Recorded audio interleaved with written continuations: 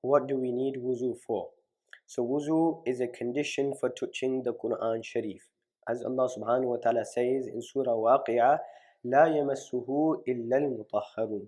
Nobody should touch it except the purified. So the Quran Kareem can only be touched when a person has wuzu. Two questions from this. Number one, does that mean when a person is not in the state of wuzu, they can't read the Quran Sharif? So if you don't have wuzu, can you read the Quran Sharif? Yes, you can. Okay, so to read the Quran Sharif, you don't need wuzu, but to touch the Quran Sharif, you need wuzu. So a person who is hafiz, they can read the Quran Sharif without wuzu.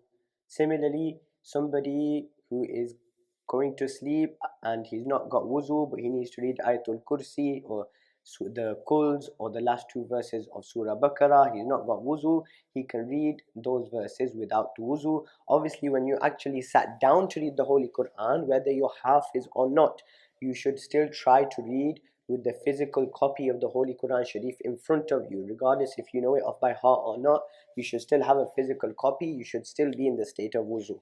And the second thing I was going to say is about to reading the Holy Quran on the phone. So when you read it on the phone, do you need wuzu or not? Alhamdulillah, I previously mentioned this in detail, and we have a video of this on YouTube, so whoever wants to see that video, they can see on YouTube. But the summary of that is that yes, on the phone you can read the Quran Sharif without wuzu. It's not recommended to do so. It would be classed as against the etiquette and the ihtiram and the sacredness of the Holy Quran to do so. But for example, you're going to university, you're on the tram, you've not got wuzu, there's nowhere to do wuzu as well. So, if we say that don't read Quran, then you'll be doing something else, you'll be wasting time on Instagram. So the ruling is, in such a scenario, yes, you can read the Holy Quran if you don't have wuzu. So that is number one. What we need the Holy Quran for is what we need wuzu for is to touch the Holy Quran. Number two, the second thing that we need the Holy Quran for is for namaz. So if a person doesn't have wuzu, he cannot read namaz.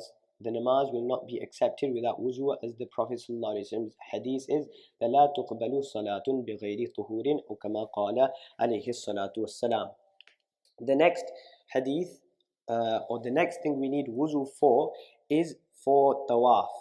So if Allah subhanahu wa ta'ala grants any one of us the sa'adat and the fortune to go for umrah, may Allah subhanahu wa ta'ala grant us that sa'adat and fortune. Ameen ya Rabbil Alameen.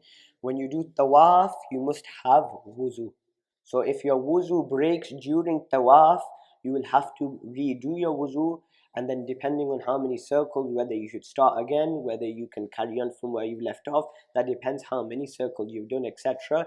But for tawaf, you have to have wuzu. Somebody just messaged me yesterday, they said they're in umrah, they said, oh, I thought if you do more than 4 rounds of tawaf and your wuzu breaks, I thought that you don't have to do wuzu again. So no, the ruling is for all 7 rounds you need wuzu.